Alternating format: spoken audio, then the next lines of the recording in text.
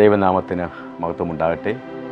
To reach the unreached Eden T വിയുടെ ഈ ശാബ school പഠനത്തിലേക്ക് എല്ലാ മാന്യ പ്രേക്ഷകരെയും വീണ്ടും വരുന്ന കർത്താവായ യേശു ക്രിസ്തുവിൻ്റെ നാമത്തിൽ സ്വാഗതം ചെയ്യുന്നു. ഇന്ന് നമ്മോടൊപ്പം പാഠം പഠിപ്പിക്കാൻ എത്തിയിരിക്കുന്നത് മിസ്സസ് മിനി അജയനാണ്. പ്രിയദാസിയെയും ഈ പാഠഭാഗത്തിലേക്ക് സ്വാഗതം ചെയ്തുകൊള്ളുന്നു. 4ാമത്തെ പാഠഭാഗമാണ് നമ്മളിന്ന് ചർച്ച ചെയ്യുന്നത്. സ്വർണ്ണപ്പണിക്കാരൻ്റെ മുഖം കാണുന്നു എന്നുള്ളതാണ് അതിൻ്റെ ആപ്തവാക്യം ഹെഡിങ്. അത് മനഃപ്പാഠവാക്യം ഇപ്രകാരം പറയുന്നു: എന്നാൽ മൂടുപടം നീങ്ങിയ മുഖത്ത് കർത്താവിൻ്റെ തേജസ്സിനെ കണ്ണാടി പോലെ പ്രതിബിംബിക്കുന്നവരായി നാം എല്ലാവരും ആത്മാവാകുന്ന കർത്താവിൻ്റെ ദാനമായി തേജസ്സിന്മേൽ തേജസ് പ്രാപിച്ച് അതേ പ്രതിമയായി രൂപാന്തരപ്പെടുന്നു. 2 കൊരിന്ത്യർ 3:18. അപ്പോൾ നമ്മുടെ ഒരു മാറ്റത്തെയാണ് നമ്മൾ ഏതോ ഒരു രൂപത്തിലേക്ക്, ദൈവത്തിൻ്റെ രൂപത്തിലേക്ക് മാറ്റപ്പെടുന്ന ഒരു പ്രക്രിയയാണ് നമ്മൾ ഈ ആഴ്ചയിൽ പഠിക്കുന്നത്. അതിൻ്റെ ആമുഖമായിട്ട് ഒരു കഥ പറയുന്നുണ്ട്. ആമി കാർമൈക്കിൾ എന്ന വ്യക്തി തൻ്റെ ഒരു കൂട്ടം വിദ്യാർത്ഥികളെ ഒരു ഇന്ത്യയിലുള്ള ഒരു പരമ്പരാഗതമായ സ്വർണ്ണപ്പണി നടത്തുന്ന ഒരു വ്യക്തിയുടെ വീട്ടിലേക്ക് കൊണ്ടുപോയി, കടയിലേക്ക് കൊണ്ടുപോയി. അവിടെ ചെന്നപ്പോൾ അദ്ദേഹം അടുപ്പിൽ ഒരു ഓടിൻ്റെ പുറത്ത് ഉപ്പും പുളിയും ഇഷ്ടികപ്പൊടിയും ചേർത്ത ഒരു പ്രത്യേക മിശ്രിതം വെക്കുകയും അത് ചൂടാക്കി അതിന്മേൽ സ്വർണ്ണം ഇടുകയും ചെയ്യുന്നു. ഇടയ്ക്കിടയ്ക്ക് അദ്ദേഹം ഈ സ്വർണ്ണം എടുത്ത് നോക്കുന്നുണ്ട്. നോക്കിയിട്ട് അദ്ദേഹം ഉദ്ദേശിക്കുന്ന തിളക്കം കിട്ടാത്തത് കൊണ്ട് വീണ്ടും എന്ത് ചെയ്യുന്നു, വേറെ ചില മിശ്രിതങ്ങളൊക്കെ ചേർത്തുകൊണ്ട് ഈ സ്വർണ്ണത്തെ ആ മിശ്രിതത്തിലേക്ക് വീണ്ടും ഇടുകയും ചൂടാക്കുകയും ചെയ്യുന്നു. അപ്പം ഇങ്ങനെ ചൂട് കൂടി വരുന്നുണ്ട്. കുറേ കഴിഞ്ഞപ്പോൾ കുട്ടികൾ ചോദിച്ചു, എപ്പോഴാണ് സ്വർണം ശുദ്ധിയായതെന്ന് നിങ്ങൾ അറിയുക, അല്ലെങ്കിൽ ഏത് അവസ്ഥയിൽ എത്തുമ്പോഴാണ് ഈ സ്വർണം പരിശുദ്ധമായി എന്ന് നിങ്ങൾ അറിയുക എന്ന് ചോദിച്ചപ്പോൾ ഈ ആമി കാർമൈക്കിൾ കൊടുത്ത മറുപടി എന്ന് പറയുന്നത്, എനിക്ക് എൻ്റെ മുഖം അതിൽ തെളിഞ്ഞ് കാണുമ്പോഴാണ് ആ സ്വർണം പൂർണ്ണമായും ശുദ്ധീകരിക്കപ്പെട്ടു എന്ന് ഞാൻ മനസ്സിലാക്കുന്നത് എന്നൊരു മറുപടിയാണ് കൊടുത്തത്. വളരെ നല്ലൊരു മറുപടിയാണ്. കാരണം ആ സ്വർണം ശുദ്ധിയാകുന്നത് അദ്ദേഹത്തിൻ്റെ മുഖം ആ സ്വർണത്തിൽ തെളിഞ്ഞ് കാണുമ്പോഴാണ് എന്ന് ആ വ്യക്തി അവിടെ പറയുന്നു. അതുപോലെ തന്നെയാണ് ദൈവം നമ്മെ ശുദ്ധിയാക്കുവാൻ ആഗ്രഹിക്കുന്നത്. കാരണം സ്വർണം എപ്രകാരമാണോ ആ വ്യക്തി ശുദ്ധീകരിച്ചത്, അതുപോലെ ദൈവം നമ്മെ നല്ല ഒരു സ്വഭാവത്തിലേക്ക് കൊണ്ടുവരുവാൻ ആഗ്രഹിക്കുന്നു. കാരണം ഇതൊരു വിസ്മയിപ്പിക്കുന്ന ഒരു കാര്യമാണ് എന്ന് ഇവിടെ എടുത്തു പറയുന്നുണ്ട്. അതിനുള്ള കാരണം എന്ന് പറയുന്നത് ക്രിസ്തുവിൻ്റെ സ്വഭാവത്തിലേക്ക് നമ്മെ കൊണ്ടുവരുവാൻ ദൈവം ആഗ്രഹിക്കുന്നു എന്നുള്ളതാണ്. അതിന് നമുക്ക് ആ സ്വഭാവം നമുക്ക് ലഭിക്കുകയില്ല. ഈ ക്വാർട്ടറിൽ നാം പഠിച്ചുകൊണ്ടിരിക്കുന്നത് മൂശയുടെ അനുഭവത്തെക്കുറിച്ചാണ്. ആ അനുഭവത്തിൽ കൂടെ നാം കടന്നു പോകുമ്പോൾ മാത്രമേ ദൈവസമാനമായ സ്വഭാവം നമുക്ക് ലഭിക്കുകയുള്ളൂ എന്നുള്ളത് വളരെ അതിശയിപ്പിക്കുന്ന ഒരു കാര്യമാണ്. ഇവിടെ ചോദിക്കുന്ന ഒരു ചോദ്യമുണ്ട്: ശുദ്ധീകരണ പ്രക്രിയയിൽ കഷ്ടപ്പാടിന് എന്ത് പങ്കാണ് ഉള്ളത്? മൂശയുടെ അനുഭവം എന്ന് പറയുമ്പോഴെന്താണ്? കഷ്ടപ്പാട്, കഠിന പരീക്ഷണങ്ങളിൽ കൂടെ കടന്നു പോകുന്ന ആ ഒരു അനുഭവം. ആ അനുഭവത്തിന് ശുദ്ധീകരണ പ്രക്രിയയിൽ എന്ത് പങ്കാണ് ഉള്ളതെന്ന് ചോദിക്കുന്നു. അതുപോലെ തന്നെ വൻ വിവാദത്തിൻ്റെ പശ്ചാത്തലത്തിൽ ഇതെല്ലാം നാം എങ്ങനെ മനസ്സിലാക്കുന്നു? അഡ്വന്റിസ്റ്റുകാരായിരിക്കുന്ന നമുക്ക് വൻ വിവാദം എന്താണ് എന്ന് നമുക്ക് എന്ത് ചെയ്യാൻ സാധിക്കുന്നുണ്ട്? അറിയാം, പൂർണ്ണമായിട്ടും നമുക്കറിയാം വൻ വിവാദം എന്താണ് എന്ന്. മുൻപോട്ടുള്ള പാഠത്തിൽ നമുക്കത് പഠിക്കുവാൻ സാധിക്കും. ഇപ്പോൾ സ്വർണ്ണപ്പണിക്കാരൻ ആ ഒരു തൻ്റെ മുഖം ആ സ്വർണത്തിൽ കാണുന്നത് പോലെ ദൈവത്തിന് നമ്മെ ശുദ്ധിയാക്കുവാൻ ദൈവം ആഗ്രഹിക്കുന്നു. അതിന് ദൈവത്തിൻ്റെ സ്വഭാവം നമുക്ക് ആവശ്യമാണ്. നമ്മുടെ സ്വഭാവം എന്ത് ചെയ്യണം? രൂപാന്തരപ്പെടണം. സ്വർണ്ണപ്പണിക്കാരൻ ഒരു തവണ അത് അതിൽ അഗ്നിയിൽ വെച്ച് അതിനെ എടുക്കുമ്പോൾ അതെന്താകുന്നില്ല? ശുദ്ധിയാകുന്നില്ല. അതുപോലെ തന്നെയാണ് നമ്മുടെ സ്വഭാവവും ഒരു ദിവസം കൊണ്ട് നമുക്ക് എന്ത് ചെയ്യാൻ സാധിക്കില്ല, മാറ്റിയെടുക്കുവാൻ സാധിക്കുകയില്ല എന്നുള്ളതാണ്. നമ്മളിപ്പോൾ ഈ ആഴ്ച പഠിക്കുന്നപ്പോൾ എങ്ങനെയാണ് ദൈവം നമ്മെ ശുദ്ധീകരിക്കുന്നത് എന്നതിനെക്കുറിച്ചാണ്. ഒരിക്കൽ കൂടി ഈ പാഠഭാഗത്തിലേക്ക് എല്ലാ മാന്യ പ്രേക്ഷകരെയും സ്വാഗതം ചെയ്യുന്നു.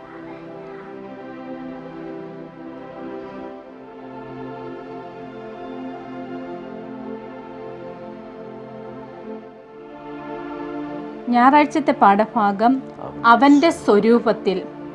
റോമർ 8-ാം അധ്യായം അതിൻ്റെ 29-ാമത്തെ വാക്യത്തിൽ പറഞ്ഞിരിക്കുന്നത്, അവൻ മുന്നറിഞ്ഞവരെ തൻ്റെ പുത്രൻ അനേകം സഹോദരന്മാരിൽ ആദ്യജാതൻ ആകേണ്ടതിന് അവൻ്റെ സ്വരൂപത്തോട് അനുരൂപരാകുവാൻ മുൻ നിയമിച്ചിരിക്കുന്നു.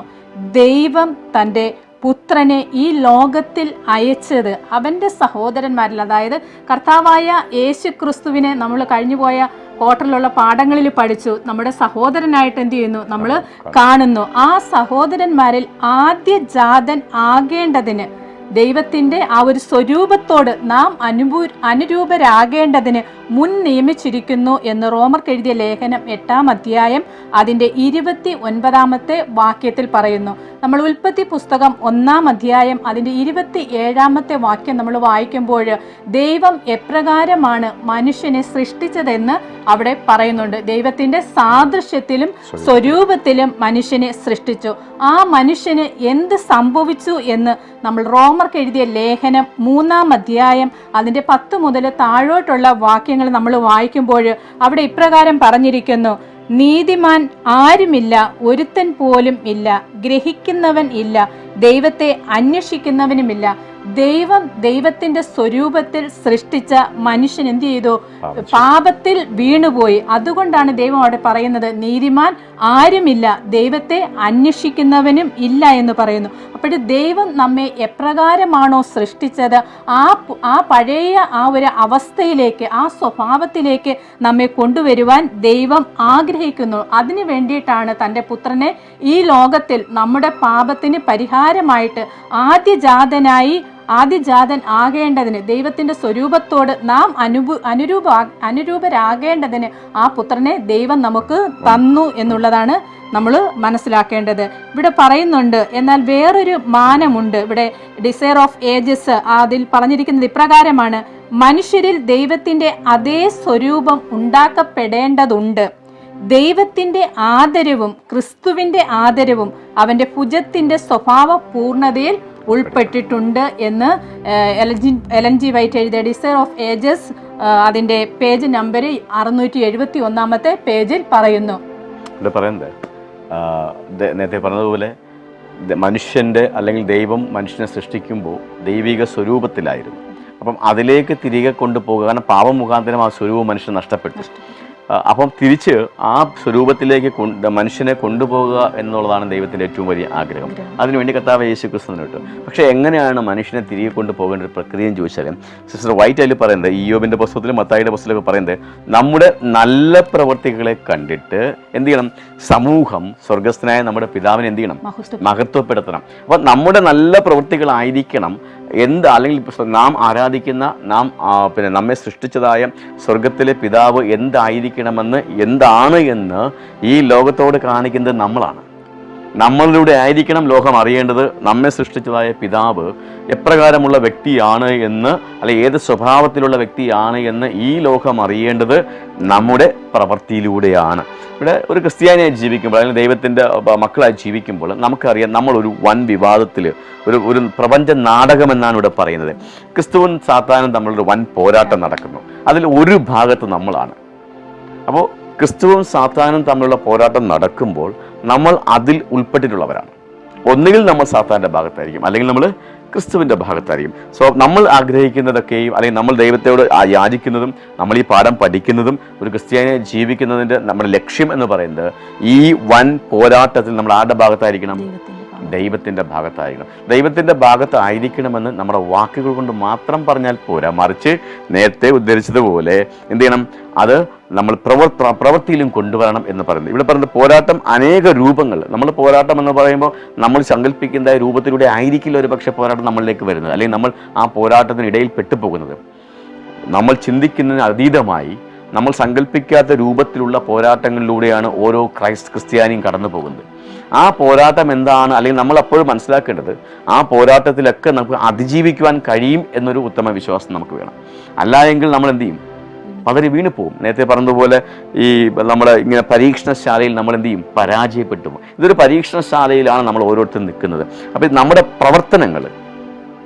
പ്രവർത്തനങ്ങളായിരിക്കണം നാം ആരാധിക്കുന്ന, നാം വിളിച്ചപേക്ഷിക്കുന്ന, നമ്മെ സ്നേഹിക്കുന്ന പിതാവ് ആരാണ് എന്ന് ഈ ലോകത്തോട് കാണിച്ചു കൊടുക്കുന്നത്. നമ്മുടെ ജീവിതങ്ങളിലൂടെ ആയിരിക്കണം ക്രിസ്തുവിന് നമ്മൾ ആദരവ് നേടിക്കൊടുക്കേണ്ടത്. നമ്മുടെ പ്രവർത്തനങ്ങളിലൂടെ. ഗാന്ധിജി ഒരിക്കൽ പറഞ്ഞതാണ്, my life is my great message എന്ന് പറഞ്ഞു. എൻ്റെ ജീവിതമാണ് എൻ്റെ ഏറ്റവും വലിയ സന്ദേശം എന്ന് പറഞ്ഞു. അപ്പം ഓരോ ക്രിസ്ത്യാനിക്കും ഈ ലോകത്തോട് വിളിച്ചു പറയേണ്ട കാര്യവും അത് തന്നെയാണ്. എൻ്റെ ജീവിതമാണ് എൻ്റെ ഏറ്റവും വലിയ സന്ദേശം. ഇത് അവസാന ഭാഗത്ത് ചോദ്യം ചെയ്യും. ഒരു മൈതാനത്തിൻ്റെ കളിക്കളത്തിലാണ് നമ്മൾ സങ്കല്പിക്കുക. 2 ഭാഗമുണ്ട്. ഒരു വശത്ത് ദൈവത്തിൻ്റെ ദാസന്മാരിരിക്കുന്നു, മറുവശത്ത് സാത്താൻ്റെ ദാസന്മാരിരിക്കുന്നു.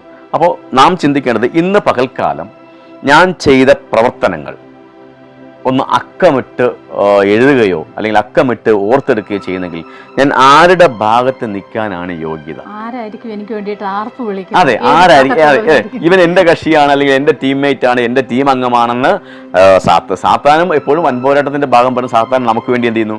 അങ്ങോട്ട് പിടിക്കുന്നു. ദൈവത്തിന്റെ ആത്മാ നമുക്ക് വേണ്ടി വാദിക്കുന്നു. അപ്പോൾ സ്വാഭാവികമായി നമ്മൾ ആരുടെ പക്ഷം, നമ്മുടെ പ്രവർത്തനങ്ങൾ കൊണ്ട് നാം ആരുടെ പക്ഷക്കാരാണ് എന്ന് ഒരു സ്വയം അവലോകനം നമുക്ക് ആവശ്യമാണ്. അത് അങ്ങനെയാണ് എങ്കിൽ, നമ്മുടെ പ്രവർത്തനം ദൈവത്തിൻ്റെ സ്വഭാവത്തിന് അനുരൂപമാണ് എങ്കിൽ മാത്രമേ ഇതിൻ്റെ തലവാചകം അല്ലെങ്കിൽ ഹെഡിങ്ങിനോട് നമുക്ക് ചേരുവാൻ കഴിയുള്ളൂ. അവൻ്റെ സ്വരൂപത്തിൽ. നാം ക്രിസ്തുവിൻ്റെ സ്വരൂപത്തിൽ എന്ന് പറയുമ്പോൾ ക്രിസ്തുവിൻ്റെ സ്വഭാവം നമ്മളിൽ ഉണ്ടാകണം. നേരത്തെ പറഞ്ഞതുപോലെ മൈതാനത്തിൽ 2 ടീമുണ്ട്. അതിൽ ഏത് ടീമിലാണ് നാം എന്നത് നാം തിരിച്ചറിയണം.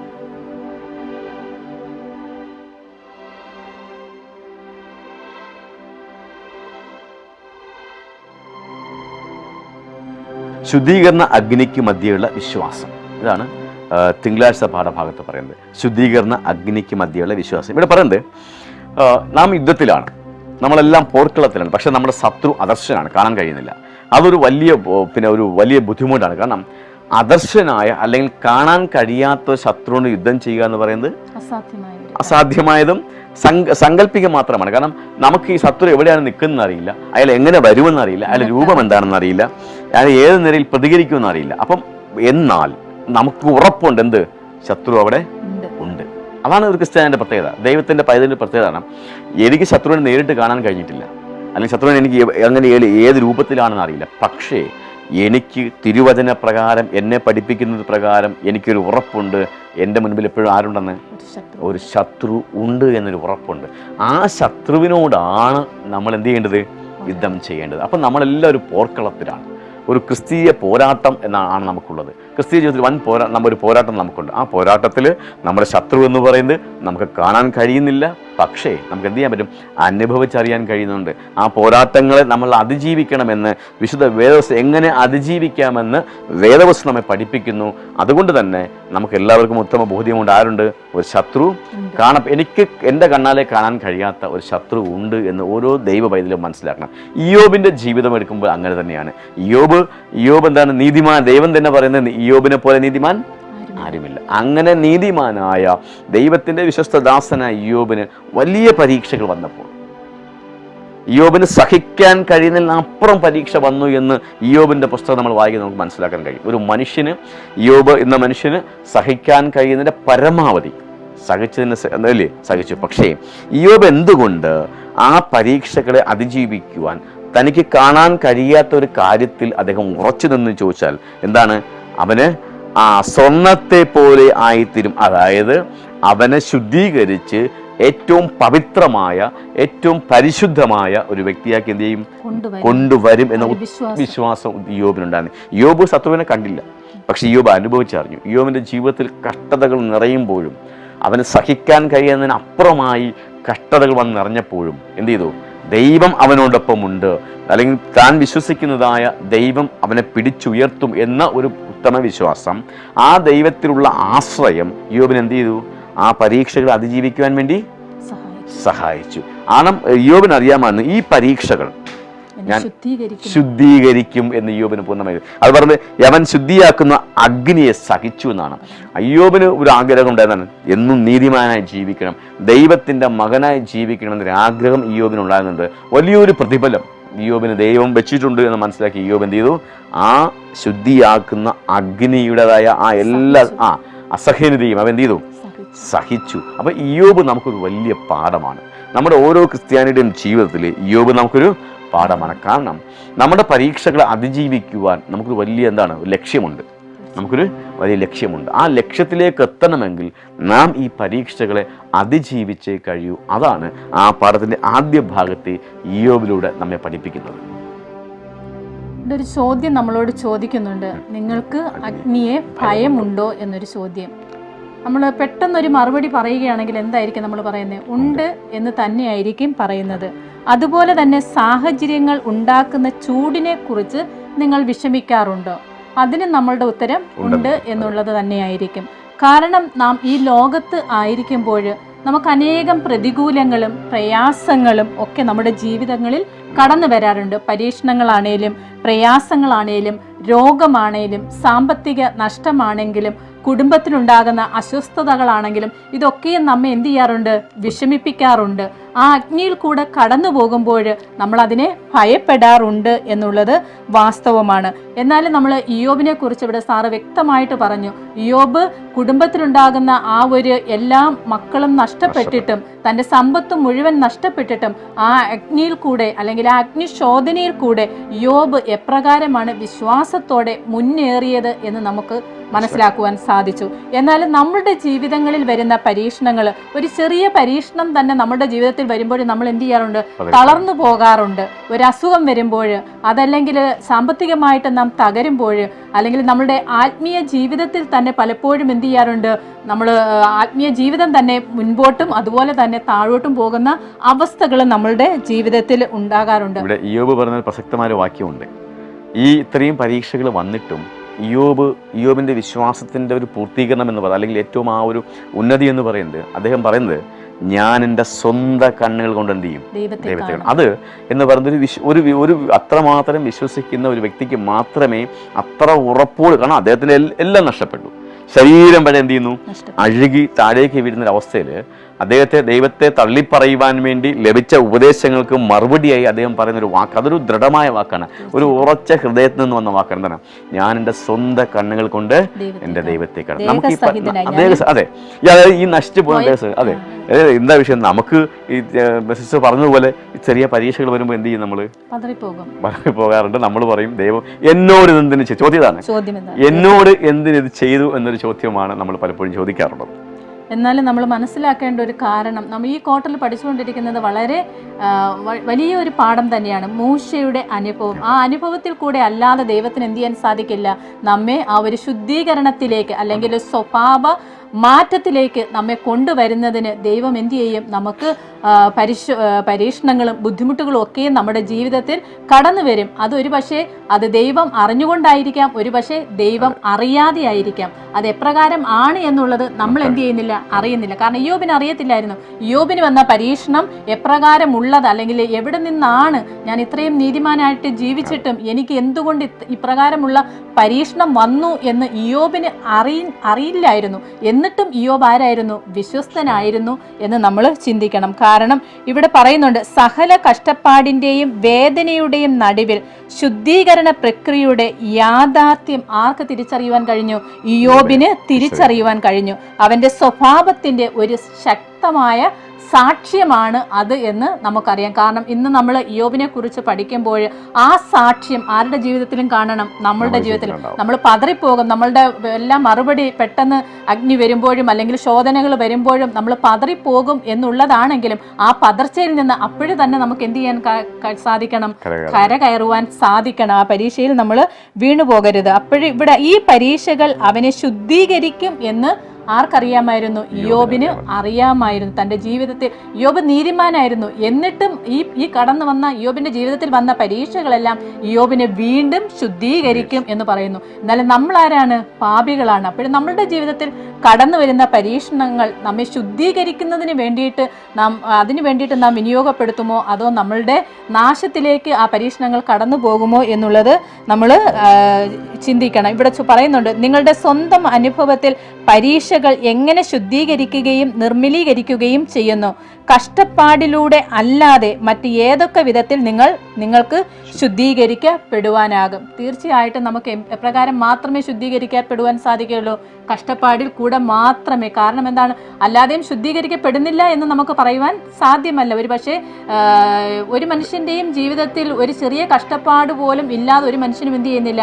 ഈ ഭൂമിയിൽ ജീവിക്കുന്നില്ല. ഒന്നല്ലെങ്കിൽ വേറൊരു കഷ്ടപ്പാട് എല്ലാ വ്യക്തികളുടെയും ജീവിതത്തിൽ, സകല സുഖ സൗകര്യങ്ങളും ഉള്ളവരുടെ ജീവിതത്തിലും എന്തെങ്കിലും വേദനകളും പരീക്ഷണങ്ങളും ഉണ്ടാകും എന്നുള്ളതാണ്. ആ പരീക്ഷണങ്ങളിൽ കൂടെ മാത്രമേ, അല്ലെങ്കിൽ ആ വേദനകളിൽ കൂടെ മാത്രമേ ദൈവത്തിന്റെ സ്വരൂപത്തിലേക്ക് ദൈവത്തിന് നമ്മെ മാറ്റിയെടുക്കുവാൻ കഴിയുകയുള്ളൂ എന്നുള്ളതാണ്. ഇവിടെ നമുക്കിത് തരുന്നൊരു മുന്നറിയിപ്പാണത്. അതായത് ഇയ്യോബിന് ഇങ്ങനെ ഒരു ജീവിതത്തിൽ ഉണ്ടായെങ്കിൽ നമ്മുടെ ജീവിതത്തിൽ ഇത് ഉണ്ടാകും. നിങ്ങൾ എന്ത് ചെയ്യാൻ പാടില്ല? തളർന്നു പോകാൻ പാടില്ല. കാരണം ഇയ്യോബ് തളരാതെ നിന്നതുകൊണ്ട്, ആ വിശ്വാസത്തിൽ ഉറച്ചു നിന്നതുകൊണ്ട് ഇയ്യോബിന് എന്ത് ചെയ്തു?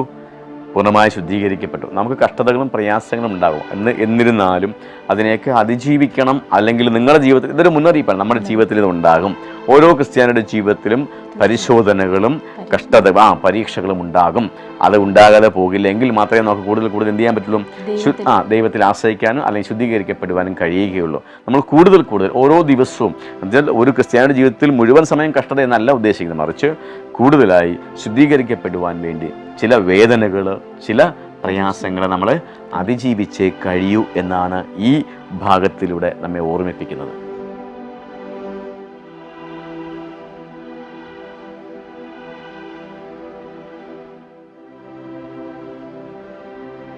ചൊവ്വാഴ്ചത്തെ പാഠഭാഗം യേശുവിൻ്റെ അവസാന വാക്കുകൾ. കർത്താവായ യേശു ക്രിസ്തു ഈ ഭൂമിയിലായിരുന്നപ്പോൾ താൻ മരിക്കുന്നതിന് മുൻപായിട്ട് തൻ്റെ ശിഷ്യന്മാർക്ക് ഉപമകൾ പറഞ്ഞുകൊടുത്തു. ആ ഉപമകളിൽ 10 കന്യകമാരുടെ ഉപമകളും നമുക്ക് കാണുവാൻ സാധിക്കുന്നു.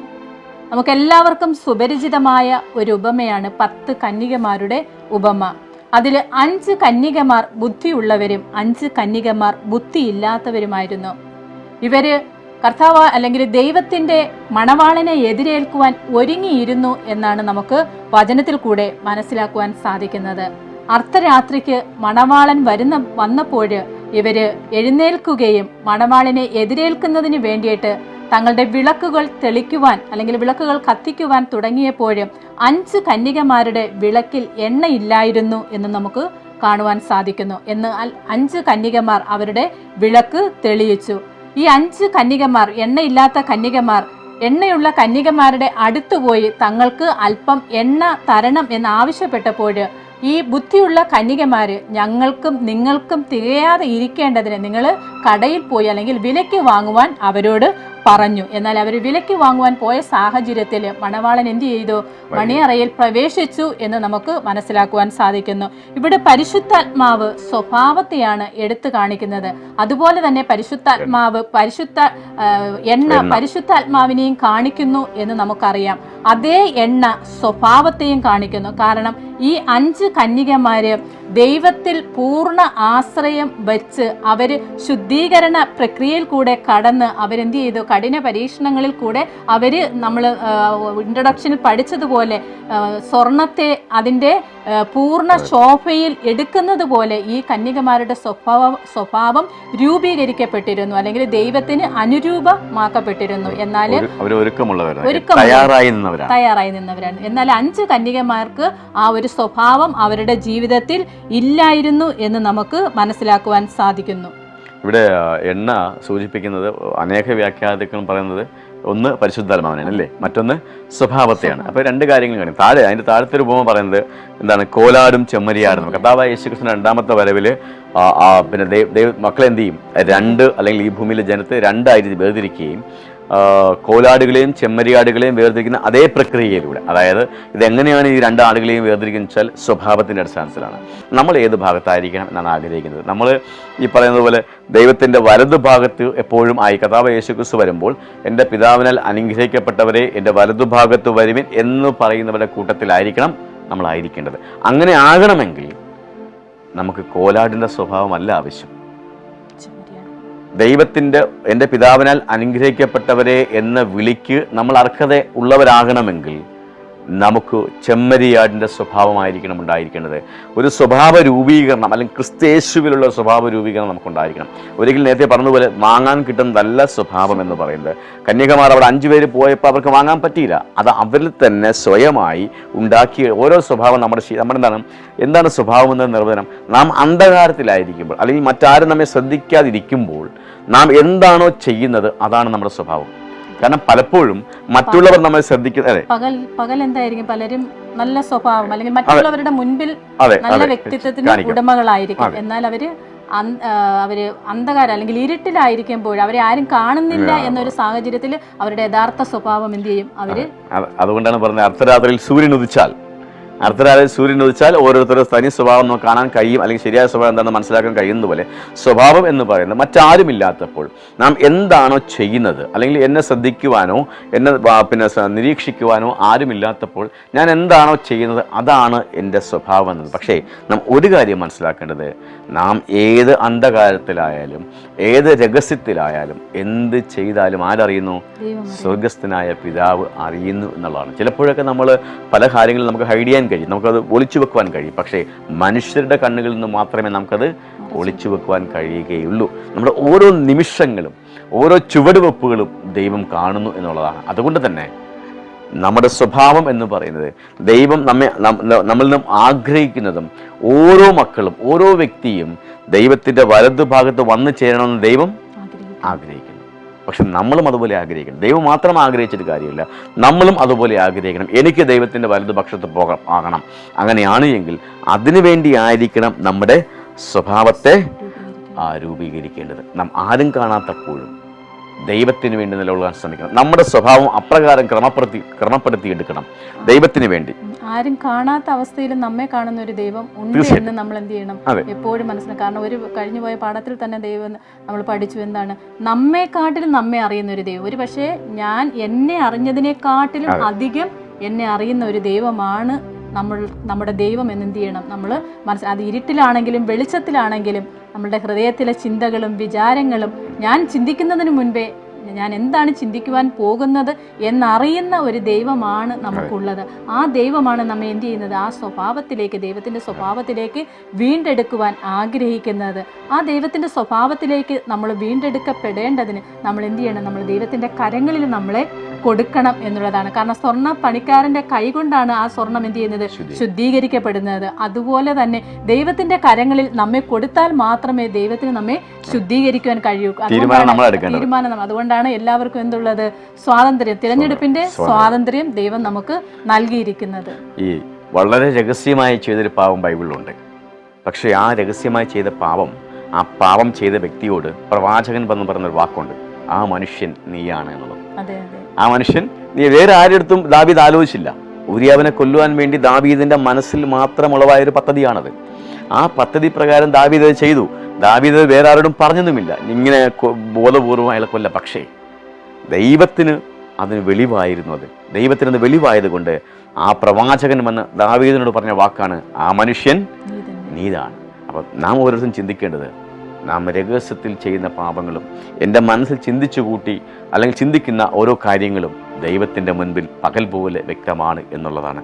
അതുകൊണ്ട് തന്നെയാണ് കർത്താവായ യേശുക്രിസ്തുവിൻ്റെ വരവിൽ ദൈവത്തിൻ്റെ വലതു ഭാഗത്ത് നിൽക്കുവാൻ, എൻ്റെ പിതാവിനാൽ അനുഗ്രഹിക്കപ്പെട്ടവരെ എൻ്റെ അടുക്കിലേക്ക് വരുവിൻ എന്ന ആ വലിയ വിളിക്ക് യോഗ്യരായി തീരുവാൻ നമുക്ക് കഴിയണം. അതിനു വേണ്ടിയാണ് ഈ പാഠഭാഗം നമ്മെ ഓർമ്മിപ്പിക്കുന്നത്.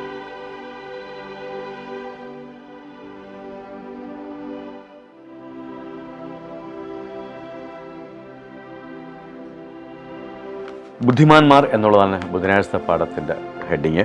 അതിൽ ഇപ്രകാരം പറഞ്ഞു, ആരാണ് ബുദ്ധിമാന്മാർ എന്നുള്ളതാണ് ഇവിടെ നമ്മൾ പഠിക്കുന്നത്. ആരാണ് ബുദ്ധിമാന്മാർ, അല്ലെങ്കിൽ എങ്ങനെയാണ് അവർക്ക് എന്തിനെക്കുറിച്ചുള്ള കാര്യത്തെക്കുറിച്ചാണ് അവർക്ക് അറിവുള്ളത്, അവർ എന്തുകൊണ്ട് അവരെ ബുദ്ധിമാന്മാരെന്ന് പറയുന്നത് ചോദിച്ചാൽ, കർത്താവായ യേശുക്രിസ്തു രണ്ടാമതിനെ കുറിച്ച് ദാനിയേലിൻ്റെ പുസ്തകത്തിൽ പറയുന്നുണ്ട്.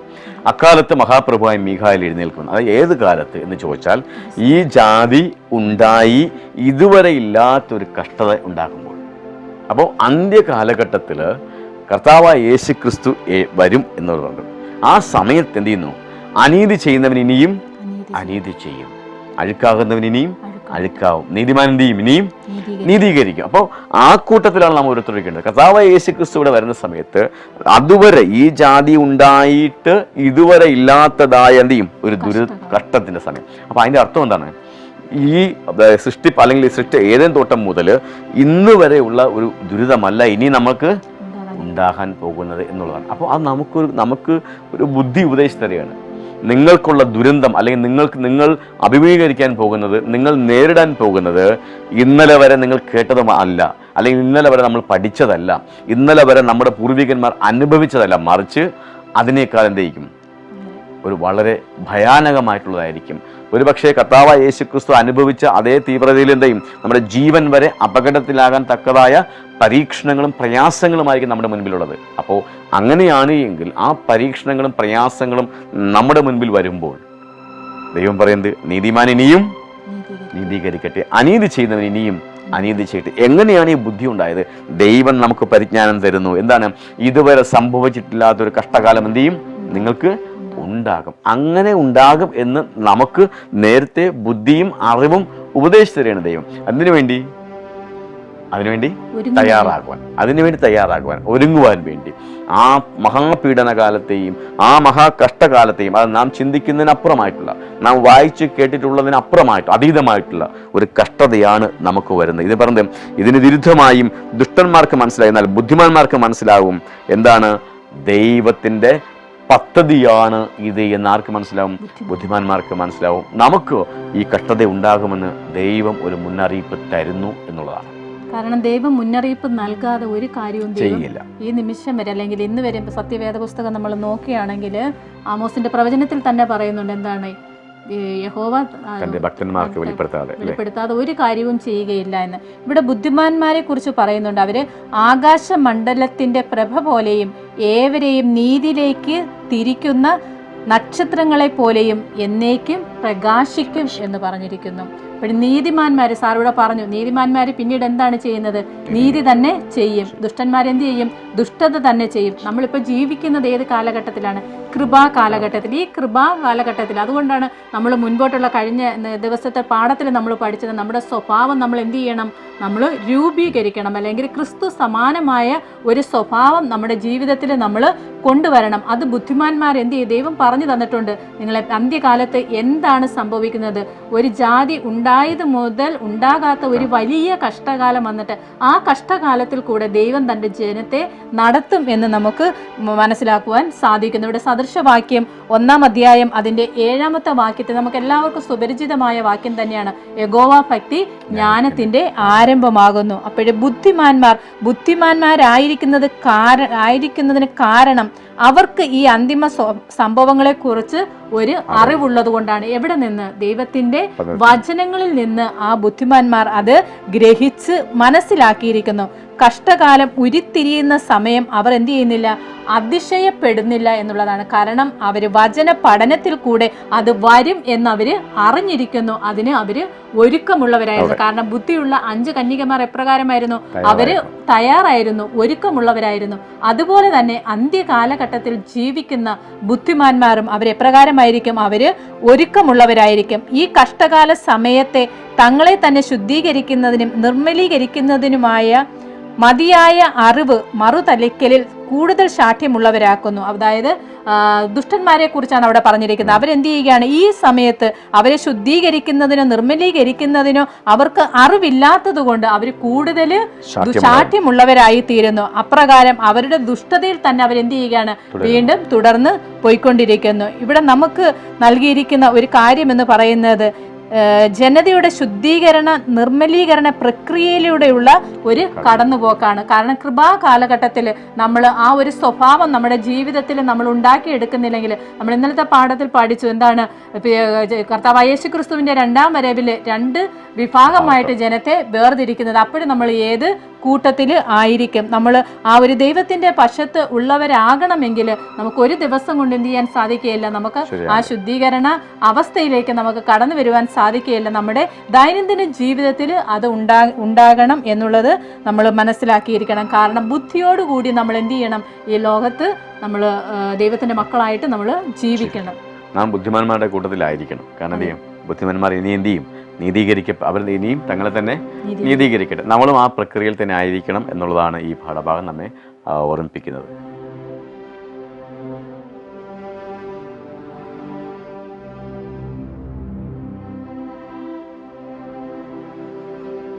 വ്യാഴാഴ്ചത്തെ പാഠഭാഗം സ്വഭാവവും സമൂഹവും. ഇവിടെ ഒരു പാട്ടിനെ കുറിച്ച് പറഞ്ഞിരിക്കുന്നു. ഞാനൊരു ദ്വീപാണ്, ഞാനൊരു പാറയാണ്. നിങ്ങൾക്ക് എപ്പോഴെങ്കിലും അങ്ങനെ തോന്നിയിട്ടുണ്ടോ എന്ന് ചോദിക്കുന്നു. കാരണം ഇവിടെ പറഞ്ഞിരിക്കുന്നത് ഏകനായി നിൽക്കുവാൻ നിങ്ങൾ മനുഷ്യർ ഇങ്ങനെ പറഞ്ഞതുപോലെ കേട്ടിരിക്കും. എന്താണ്, ദൈവവുമായുള്ള എൻ്റെ നടപ്പ് ഒരു സ്വകാര്യ കാര്യമാണ്, ഞാൻ അതേക്കുറിച്ച് സംസാരിക്കാൻ ആഗ്രഹിക്കുന്നില്ല എന്ന്.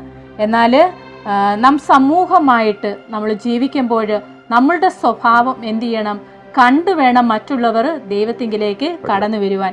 ഇവിടെ എഫേസ്യർ 4-ാം അധ്യായം അതിൻ്റെ 11 മുതൽ 16 വരെയുള്ള വാക്യങ്ങളിൽ നമ്മൾ വായിക്കുന്നത് ഇവിടെ പറയുന്നുണ്ട്. അവൻ ചിലരെ അപ്പോസ്തലന്മാരായും ചിലരെ പ്രവാചകന്മാരായും ചിലരെ സുവിശേഷകന്മാരായും ചിലരെ ഇടയന്മാരായും ഉപദേഷ്ടാക്കന്മാരായും നിയമിച്ചിരിക്കുന്നു. ഇവിടെ താഴോട്ടുള്ള വാക്യങ്ങൾ നാം വായിക്കുമ്പോൾ അതു നാം എല്ലാവരും വിശ്വാസത്തിലും ദൈവപുത്രനെക്കുറിച്ചുള്ള പരിജ്ഞാനത്തിലുമുള്ള ഐക്യതയും തികഞ്ഞ പുരുഷത്വവും ക്രിസ്തുവിൻ്റെ സമ്പൂർണമായ പ്രായത്തിൻ്റെ അറിവും അളവും പ്രാപിക്കുവോളം വിശുദ്ധന്മാരുടെ യഥാസ്ഥാനത്തിനായുള്ള ശുശ്രൂഷയുടെ വേലയ്ക്കും ക്രിസ്തുവിൻ്റെ ശരീരത്തിൻ്റെ ആത്മീക വർധനയ്ക്കും ആകുന്നു. അപ്പോൾ നാം ഒറ്റയ്ക്ക് നിന്നുകൊണ്ടല്ല ദൈവവേല നമ്മൾ ചെയ്യേണ്ടത്. നമ്മളുടെ ദൈവത്തെക്കുറിച്ച് നമ്മളുടെ അറിവ് എന്ന് പറയുന്നത് ഒരു പക്ഷേ അത് വ്യക്തിപരമായിട്ടായിരിക്കാം. എന്നാൽ ദൈവം ക്രിസ്തു തലയാകുന്ന സഭയുടെ അവയവങ്ങൾ എന്ന് പറയുന്നത് എന്താണ്, പലരാണ്. അതിൽ ഇവിടെ തന്നെ പറഞ്ഞിരിക്കുന്നു, ചിലരാരായിരിക്കും, അപ്പോസ്തലന്മാരായിരിക്കും, ചിലർ പ്രവാചകന്മാരായിരിക്കും, ചിലർ ഉപദേഷ്ടാക്കന്മാരായിരിക്കും. ഇതെല്ലാം കൂടി വരുമ്പോൾ മാത്രമേ എന്ത് ചെയ്യുന്നുള്ളൂ, ഒരു ശരീരമാകുന്നുള്ളൂ. ആ ശരീരത്തിൻ്റെ തല എന്ന് പറയുന്നത് ആരാണ്? കർത്താവായ യേശു ക്രിസ്തുവാണ്. നമ്മുടെ സ്വഭാവവും സമൂഹത്തിൽ നമ്മുടെ നിലനിൽപ്പും എപ്രകാരമുള്ളതായിരിക്കണം? ദൈവത്തെ നമ്മൾ മറ്റുള്ളവർക്ക് കാണിച്ചു കൊടുക്കുന്ന ഒരു സ്വഭാവവും ഒരു നിലനിൽപ്പുമായിരിക്കണം നമ്മുടെ സമൂഹമായിട്ട് നമുക്ക് ഉണ്ടായിരിക്കേണ്ടത് എന്നുള്ളതാണ് നമ്മൾ മനസ്സിലാക്കേണ്ടത്. ചിലപ്പോഴൊക്കെ ഒരു ക്രിസ്തീയ ജീവിതത്തിൽ നാം ഒറ്റപ്പെടാറുണ്ട്. പല സമയങ്ങളിലും ഒരുപക്ഷെ ഒരു സമൂഹം നമ്മെ അധിക്ഷേപിക്കുമ്പോഴോ ഒരു സമൂഹം നമ്മെ ആക്രമിക്കുമ്പോഴോ പരിഹസിക്കുമ്പോഴോ ഒക്കെ തന്നെ പലപ്പോഴും നമ്മൾ ഏകനായിരിക്കുവാൻ അല്ലെങ്കിൽ ഒറ്റയ്ക്കിരിക്കുവാൻ ആഗ്രഹിക്കുകയും ഒറ്റപ്പെട്ടു പോവുകയും ചെയ്യുന്ന അവസ്ഥയുണ്ട്. പലപ്പോഴും ഒരു ഭൂരിപക്ഷ അഭിപ്രായം നമ്മുടെ വിശ്വാസത്തിനെതിരാകുമ്പോൾ, ഭൂരിപക്ഷം നമുക്കെതിരെ തിരിയുമ്പോൾ നമ്മൾ മാത്രമായി ചിലപ്പോഴൊക്കെ നിലകൊള്ളും. അത് ഒരു വലിയ സാക്ഷ്യമാണത്. അതായത് കർത്താവായ യേശു ക്രിസ്തുവിന്റെ ഇപ്പോൾ തന്നെ നമുക്കറിയാം, നമ്മുടെ കുറേ കുഞ്ഞുങ്ങൾ പരീക്ഷ എഴുതിയില്ല. സ്വാഭാവികമായി അതൊരു വലിയ ഭൂരിപക്ഷം കുട്ടികളും പരീക്ഷ എഴുതിയപ്പോൾ നമ്മുടെ കുറേ കുഞ്ഞുങ്ങൾ എന്ത് ചെയ്തു? അതൊരു വലിയ സാക്ഷ്യമായി നിലകൊണ്ടവർ ഞങ്ങൾ ശബദിന് പരീക്ഷ എഴുതുന്നില്ല എന്നൊരു തീരുമാനം അവർ എടുത്തു. അതൊരു വലിയ സാക്ഷ്യമാണ്. പക്ഷെ അവർ ഒറ്റപ്പെട്ടു പോകുന്നൊരവസ്ഥ പലപ്പോഴും വന്നിട്ടുണ്ട്. അപ്പം ഇവിടെ ക്രിസ്തീയ ജീവിതത്തിൽ പല സമയങ്ങളിലും പല അവസരങ്ങളിലും നമ്മൾ ഒറ്റപ്പെടാറുണ്ട്. നമുക്ക് അങ്ങനെ ഒരു അനുഭവം ഉണ്ടാകാറുണ്ട്. ചിലപ്പോഴൊക്കെ ആ ഒറ്റപ്പെടൽ എന്ന് പറയുന്നത് വലിയ സാക്ഷ്യം കൂടിയാണ്. കാരണം ഇത്രയും നമ്മൾ പലപ്പോഴും പറഞ്ഞു, അത്രയും ആൾക്കാർ അയാളോട് പറഞ്ഞിട്ട് പോലും അയാൾ എന്ത് ചെയ്തില്ല, അയാളുടെ വിശ്വാസത്തിന് അയാൾ എന്ത് ചെയ്തില്ല, വ്യതിചലിച്ചില്ല. കുഞ്ഞുങ്ങളെ ഒരുപാട് പേര് ഉപദേശിച്ചു, അധ്യാപകർ ഉപദേശിച്ചു, സഹപാഠികൾ ഉപദേശിച്ചു, നീ പരീക്ഷ എഴുതണം, ഒരു ദിവസത്തെ കാര്യമല്ലേ ഉള്ളൂ, അത് കുഴപ്പമില്ല. പക്ഷെ അവരെന്ത് ചെയ്തില്ല, വ്യതിചലിച്ചില്ല. അവർ ആ തീരുമാനത്തിൽ ഉറച്ചു നിന്നു. അതൊരു വലിയ സന്ദേശം കൂടിയാണ്. എന്നാൽ ഇവിടെ പൗലോസ് പറയുന്നത് ക്രിസ്തുവാകുന്ന ശരീരത്തിൻ്റെ അവയവങ്ങളാണ് നാം. ഒരു അവയവത്തിന് വേറിട്ട് നിൽക്കാൻ കഴിയുന്നതിന് പരിമിതിയുണ്ട്. ക്രിസ്തുവാകുന്ന ശരീരത്തിൻ്റെ അവയവങ്ങളാണ് നാം. അങ്ങനെയുണ്ട് എങ്കിൽ മാത്രമേ നമുക്ക് കൂട്ടായ്മയിൽ പ്രവർത്തിക്കാൻ കഴിയൂ. പലപ്പോഴും സിസ്റ്റർ നേരത്തെ വായിച്ചതുപോലെ ദൈവവുമായുള്ള എൻ്റെ നടപ്പ് സ്വകാര്യമാണ്. തീർച്ചയായിട്ടും ശരി തന്നെയാണ്. കാരണം ഞാനും ദൈവവുമായുള്ള ബന്ധം എന്താണ് ആർക്കും അറിയില്ല. പക്ഷേ ഞാൻ ദൈവത്തിൻ്റെ പക്ഷത്താണ് എന്ന് സമൂഹം എങ്ങനെ അറിയും? എൻ്റെ സ്വഭാവമാണ്. പലപ്പോഴും പറയേണ്ടത് ഞാൻ എന്ത് പഠിപ്പിക്കുന്നു ഞാൻ എന്ത് പഠിപ്പിക്കുന്നു എന്ന് മാത്രം നിങ്ങൾ നോക്കിയാൽ മതി, എൻ്റെ സ്വഭാവത്തെ നിങ്ങൾ നോക്കണ്ട. തെറ്റാണത്. എന്താണോ പറയുന്നത് അത് അതെ, ജീവിതത്തിൽ തീർച്ചയായിട്ടും. എന്താണ് ഞാൻ എന്ത് കള്ളത്തരവും കാണിച്ചിട്ട് അല്ലെങ്കിൽ എന്ത് കൊള്ളരുതായ്മയും കാണിച്ചിട്ട് എനിക്ക് നിങ്ങളെ എങ്ങനെ ഉപദേശിക്കാൻ കഴിയുക? ഞാൻ നിങ്ങളെ എങ്ങനെ ദൈവവചനം പഠിപ്പിക്കുക? അപ്പോൾ നമ്മൾ എന്താ ചിന്തിക്കേണ്ടത്? ഞാനും ദൈവവുമായിട്ടുള്ള ബന്ധം, എൻ്റെ ആത്മീയത ഒരു സ്വകാര്യതയാണ് എങ്കിൽ പോലും, അങ്ങനെ ആയിരിക്കുമ്പോഴും എൻ്റെ സ്വഭാവം സമൂഹത്തിന് ദൈവത്തിൻ്റെ പ്രകൃതത്തെ കാണിച്ച് കൊടുക്കുന്നതായിരിക്കണം. എൻ്റെ വിശ്വാസം എൻ്റെ സ്വകാര്യതയായിരിക്കും, ഞാനും ദൈവവുമായിട്ടുള്ള ബന്ധവും എൻ്റെ സ്വകാര്യതയായിരിക്കും. പക്ഷേ ആ ദൈവവുമായിട്ടുള്ള ബന്ധമുണ്ട് എന്ന് നാം സമൂഹത്തോട് തെളിയിക്കേണ്ടത് എങ്ങനെയാണ്? എൻ്റെ പ്രവൃത്തിയിലൂടെ തന്നെയാണ്. അങ്ങനെ സമൂഹത്തിൽ ഒരാളായി തന്നെ നമ്മൾ ജീവിക്കണം. ദൈവത്തിൻ്റെ സഭയുടെ വിവിധ അവയവങ്ങളിൽ ഒന്ന് നേരത്തെ വായിച്ചതുപോലെ ചിലരെന്ത് ചെയ്യും? പുരോഹിതന്മാരായിട്ടും ചിലർ പ്രവാചകന്മാരായിരിക്കും, ഓരോ ദൗത്യം നമുക്കുണ്ട്. നമ്മുടെ ഓരോ ഓർഗൻസിനും ഓരോ അവയവങ്ങൾക്കും പ്രത്യേകം ദൗത്യമുള്ളത്. ഈ അവയവങ്ങളെല്ലാം ഒന്നിച്ച് ഒരുപോലെ പ്രവർത്തിച്ചാൽ മാത്രമേ ഒരു പൂർണ്ണമായ ഒരു ആരോഗ്യപരമായ ശരീരം ഉണ്ടാകുകയുള്ളൂ. ക്രിസ്തുവാകുന്ന സഭയുടെ ഒരു അവയവമാണ് നാം ഓരോരുത്തരും. അതുകൊണ്ട് തന്നെ നമുക്ക് എല്ലാ കാലവും വേറിട്ട് നിൽക്കാൻ കഴിയുകയില്ല. ഞാനും ദൈവവുമായിട്ടുള്ള ബന്ധം നമ്മുടെ സ്വകാര്യത ആണ് എങ്കിൽ പോലും, അങ്ങനെ ആകുമ്പോഴും എനിക്ക് സമൂഹത്തിൻ്റെ മുൻപിൽ എൻ്റെ ദൈവത്തെ കാണിച്ചു കൊടുക്കേണ്ട ബാധ്യത ഉണ്ട്. അതിൻ്റെ പ്രവർത്തനത്തിലൂടെ ആയിരിക്കണം. ക്രിസ്തുവിനെ സമ്പൂർണ്ണമായി അല്ലെങ്കിൽ സമ്പൂർണ്ണമായ ഒരു ജീവിതം നമുക്ക് നയിക്കണമെങ്കിൽ നാം അതിൻ്റെ ഭാഗമാകണം, ക്രിസ്തുവിൻ്റെ ശരീരത്തിൻ്റെ ഭാഗമാകണം. അല്ലാതെ വേറിട്ട് നമുക്ക് എന്ത് ചെയ്യാൻ കഴിയില്ല, നിൽക്കുവാൻ കഴിയുകയില്ല. ഒരു വലിയ തീക്കുണ്ടത്തിൽ നിന്ന് ഒരു കമ്പ് മാത്രം എടുത്ത് മാറ്റി എന്ത് ചെയ്യും? ആ കമ്പ് കുറേ കഴിയുമ്പം അണഞ്ഞു പോകും. നമ്മളും ഒരു വലിയ സമൂഹത്തിൻ്റെ ഭാഗമാണ്. എണ്ണിക്കൂടാത്ത, വെളിപ്പാടിൽ പറയുന്നത് എണ്ണിക്കൂടാത്ത ഒരു സമൂഹം എവിടെ കാണുന്നു? മുകളിൽ കാണുന്നു. അതിലൊരാളായിരിക്കണം നമ്മൾ ഓരോരുത്തരും. വേറിട്ട് നിൽക്കാൻ നമുക്ക് കഴിയില്ല. ദൈവത്തിൻ്റെ സഭയോടൊപ്പം ചേർന്നുകൊണ്ട്, ദൈവത്തോട് മക്കളോട് തോളോട് ചേർന്നുകൊണ്ട് നാം ഒന്നിച്ചായിരിക്കണം ദൈവത്തെ ഈ ലോകത്തിന് കാണിച്ചു കൊടുക്കേണ്ടത്. എൻ്റെ സ്വകാര്യതയിൽ നാം അഭിമാനിക്കുമ്പോഴും എന്ത് ചെയ്യുന്നു? ദൈവത്തിൻ്റെ മകനാണ് എന്ന് എൻ്റെ പ്രവർത്തനത്തിലൂടെ നാം കാണിച്ചു കൊടുക്കണം. അല്ലെങ്കിൽ എന്ത് ചെയ്യും? നമ്മൾ ഒറ്റപ്പെട്ടു പോകും, സാത്താനാൽ പരീക്ഷിക്കപ്പെട്ട് തകർന്നു പോകാൻ സാധ്യതയുണ്ട്. അതുകൊണ്ടാണ് പറഞ്ഞത് നാം കൂട്ടായ്മയിൽ ഒന്നിച്ച് പ്രവർത്തിക്കണം. ദൈവത്തിൻ്റെ കൂട്ടായ്മയിൽ നമ്മൾ വേറിട്ട് നിൽക്കാൻ പാടില്ല. നമ്മുടെ സ്വഭാവം മറ്റുള്ളവർക്ക് പറഞ്ഞു കൊടുക്കേണ്ടത് എൻ്റെ കർത്താവായ ദൈവം ഇപ്രകാരമുള്ളവനാണ് എന്ന് ഒരു സന്ദേശമാണ് നമ്മുടെ സ്വഭാവത്തിലൂടെ നാം മറ്റുള്ളവർക്ക് കാണിച്ചു കൊടുക്കേണ്ടത്. കൂടുതൽ ചിന്തയ്ക്കായി വരുമ്പോൾ ഇവിടെ പറയുന്നത് മനുഷ്യനെ ഭരമേൽപ്പിച്ചതിന് ഏറ്റവും പ്രധാന വേല എന്നത് സ്വഭാവ വികസനമാണ്.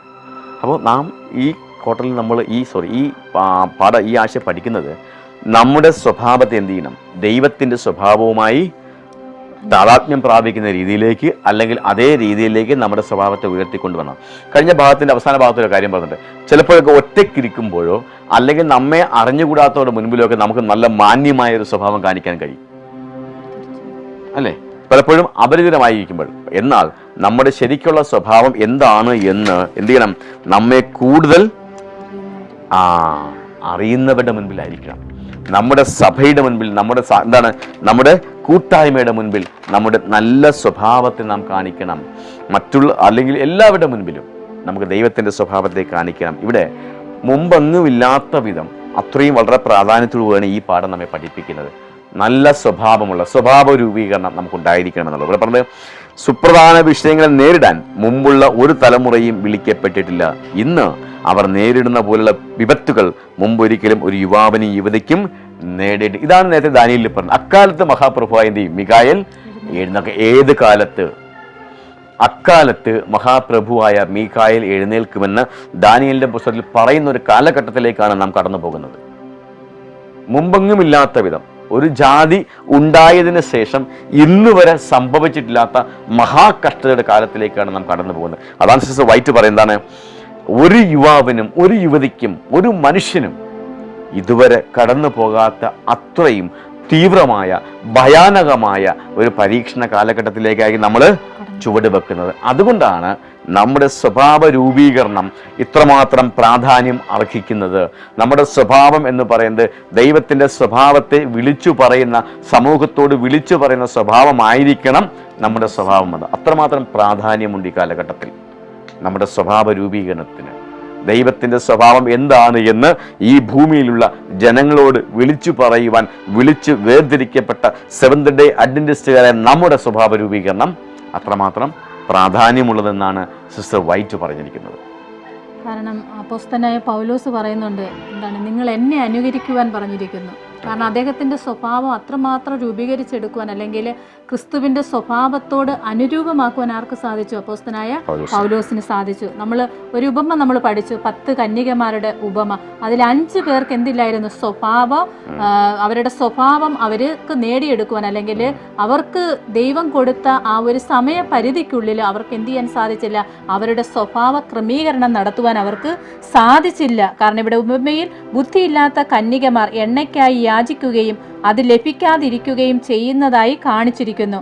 ഒരു പ്രതിസന്ധി ഘട്ടത്തിൽ നിൽക്കുവാൻ ആവശ്യമായ സ്വഭാവ വികസനത്തിലൂടെ തങ്ങളെ തന്നെ ഒരുക്കാത്തവരുടെ ഒരു പ്രതീകമാണ് ഈ ബുദ്ധിയില്ലാത്ത 5 കന്യകമാർ എന്നുള്ളതാണ്. കാരണം അവരവിടെ അടുത്ത അയൽക്കാരുടെ അടുത്ത് പോയിട്ട് അവരെന്ത് ചെയ്യുകയാണ്, ഞങ്ങൾക്ക് ആവശ്യമുള്ള എണ്ണ തരുവാൻ പറഞ്ഞപ്പോൾ അവിടെ അവർ കൊടുക്കുന്നില്ല എന്ന് നമുക്ക് കാണുന്നു. അങ്ങനെ അവരുടെ വിളക്ക് എന്ത് ചെയ്യുന്നു, കെട്ടുപോകുന്നു എന്ന് നമ്മൾ മനസ്സിലാക്കുന്നു. കാരണം എന്താണ്, സ്വഭാവം.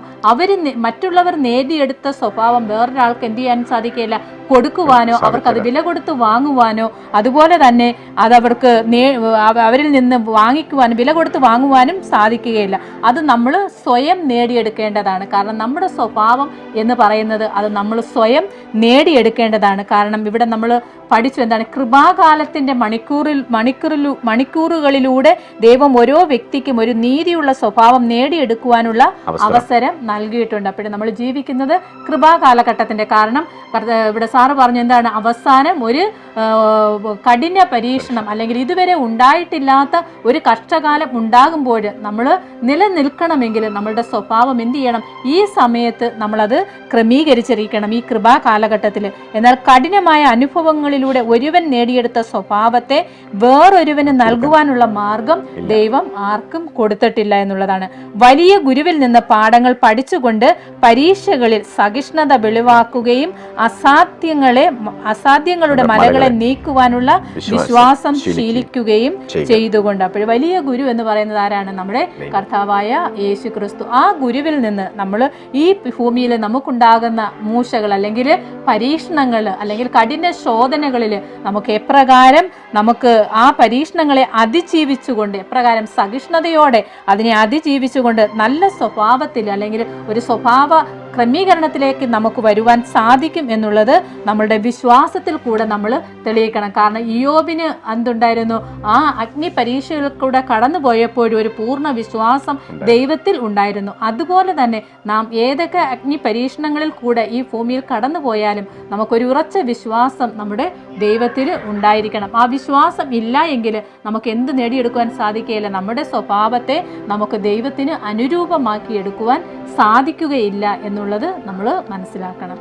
ഈ സ്വഭാവ രൂപീകരണത്തെക്കുറിച്ച് ഹെലൻ കെല്ലർ ഇപ്രകാരം എഴുതി, നിശബ്ദമായും എളുപ്പത്തിലും സ്വഭാവം വികസിപ്പിക്കാനാകില്ല. പരീക്ഷയുടെയും കഷ്ടപ്പാടിൻ്റെയും അനുഭവത്തിലൂടെ മാത്രമേ ആത്മാവ് ശക്തിപ്പെടുത്താനാവൂ എന്ന് ഹെലൻ കെല്ലർ എഴുതി. അവർ അന്ധയും ചെറിയ പ്രായത്തിന് അന്ധയായ സ്ത്രീയാണ്. ഇവിടെ നമ്മൾ ഈ ആഴ്ച പഠിച്ചത് കൂടുതലായിട്ട് നമ്മൾ ഊന്നി പറഞ്ഞ സ്വഭാവ രൂപീകരണത്തെയാണ്. എന്നാൽ നാം രക്ഷിക്കപ്പെടുന്നത് എങ്ങനെയാണ്? കർത്താവ് യേശു ക്രിസ്തുവിൻ്റെ കൃപയാലാണ്. അതിൻ്റെ അർത്ഥം സ്വഭാവ രൂപീകരണം വേണ്ടെന്നല്ല. സ്വഭാവ രൂപീകരണം നമുക്ക് ആവശ്യമാണ്.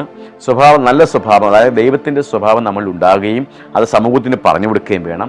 നാം രക്ഷിക്കപ്പെടുന്നത് ദൈവത്തിൻ്റെ കൃപയാലാണ്, കർത്താവ് യേശു ക്രിസ്തുവിൻ്റെ കൃപയാലാണെന്ന് എടുത്തു പറയുന്നത്. അതുകൊണ്ട് സ്വഭാവ രൂപീകരണം വേണ്ടെന്നല്ല പറയുന്നത്. കാരണം അവിടെ കർത്താവ് യേശു ക്രിസ്തു വരുമ്പോൾ ചെമ്മരിയാടുകളെയും കോലാടുകളെയും വേർതിരിക്കുന്നത് സ്വഭാവത്തിന്റെ അടിസ്ഥാനത്തിലാണ്. അതുകൊണ്ട് തന്നെ നമുക്ക് നല്ല സ്വഭാവം ആവശ്യമാണ്. നാം മാത്രമല്ല, സമൂഹത്തിൽ നമ്മുടെ പങ്കും വലുതാണ്. ഒരു ക്രിസ്ത്യാനി എന്ന നിലയ്ക്ക്, ഒരു അഡ്വന്റിസ്റ്റുകാരൻ എന്ന നിലയ്ക്ക് സമൂഹത്തോടും നമുക്ക് ഒരുപാട് ഉത്തരവാദിത്തങ്ങളുണ്ട്. കാരണം നമ്മൾ നിൽക്കുന്നത് ആർക്ക് വേണ്ടിയാണ്? കർത്താവായ യേശു ക്രിസ്തു ദൈവത്തിന് വേണ്ടിയാണ്. നമ്മൾ നിൽക്കുന്നത് കർത്താവായ യേശു ക്രിസ്തുവിന് വേണ്ടിയാണ് എന്ന് നമ്മുടെ പ്രവൃത്തിയിലൂടെ ആർക്ക് കാണിച്ചു കൊടുക്കണം? സമൂഹത്തിന് കാണിച്ചു. അതാണ് നമ്മൾ ഈ പാഠഭാഗത്തിൽ, ഈ ആഴ്ചത്തെ പാഠഭാഗത്തിൽ പറഞ്ഞത്. നമുക്ക് സ്വഭാവ രൂപീകരണം ആവശ്യമാണ്. കർത്താവായ യേശു ക്രിസ്തുവിൻ്റെ കൃപയാലാണ് നമ്മൾ രക്ഷിക്കപ്പെടുന്നത്. സമൂഹത്തിൻ്റെ ഒരു ഭാഗമാണ്, കൂട്ടായ്മയുടെ ഒരു ഭാഗമാണ് നമ്മൾ. പിന്നെ നമുക്ക് ഏകനായി നിൽക്കുവാൻ കഴിയുകയില്ല. നമുക്ക് എന്ത് വേണം? നമ്മൾ ഏകനായി നിൽക്കാൻ കഴിയുമെങ്കിലും അതിലുപരിയായിട്ട് നമുക്കുള്ള ദൗത്യം എന്താണ്? സമൂഹത്തോട് കർത്താവ് യേശു ക്രിസ്തുവിനെ കുറിച്ച് വിളിച്ചു പറയുക. ഈ അന്ത്യകാലത്ത് സംഭവിക്കാൻ പോകുന്നതായ വലിയ പീഡനത്തിൽ നിന്നും നമുക്ക് എന്ത് ചെയ്യണം? അതിജീവിക്കണം. അതൊരു മൂശയിൽ അല്ലേ, ആ ഒരു പരീക്ഷണശാലയിൽ നിന്നും നമുക്ക് നീതിയുള്ളവരായി എന്ത് ചെയ്യണം? പുറത്തേക്ക് വരണം. അതുവരെ എന്ത് ചെയ്യും? ഈ പരീക്ഷണശാലയിൽ ഇങ്ങനെ എന്ത് ചെയ്യും? ചൂടിങ്ങനെ കൂടിക്കൊണ്ടേ ഇരിക്കും. നമുക്ക് ഓരോരുത്തരുടെയും നമ്മുടെ ലക്ഷ്യം അത് തന്നെ. നമ്മളുടെ പരീക്ഷണശാലയിലാണ് ഇപ്പോൾ.